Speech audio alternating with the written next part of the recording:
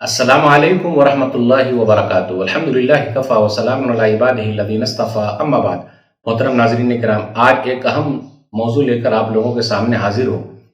جنتی عورت کون ہے؟ 3 نشانی، جس عورت کے اندر 3 خوبی ہو وہ جنتی عورت ہے۔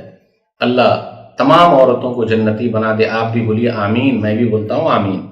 آئیے ایک حدیث سنیں، سلسلہ احادیث الصحیحہ، علامہ البانی رحمہ اللہ کی کتاب ہے۔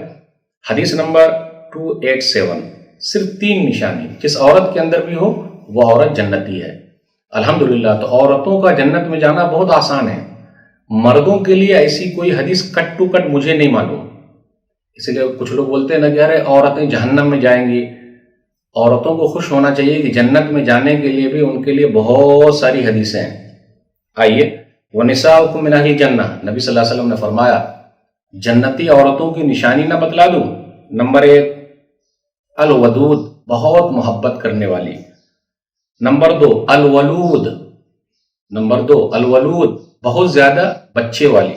نمبر 3، العود علی زوجہا، اور بار بار شوہر کو منانے والی۔ اللہ اکبر، جنت میں جانا کتنا آسان ہے۔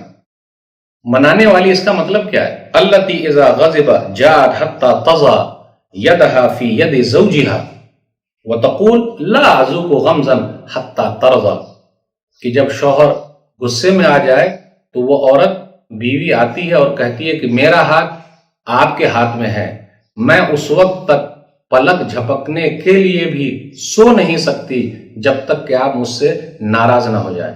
میں آپ سے پوچھنا چاہتا ہوں، کیا ایسی بیوی کو کوئی طلاق دے دے گا، چھوڑ دے گا؟ جس عورت کے اندر یہ خوبی ہے وہ جنتی عورت ہے۔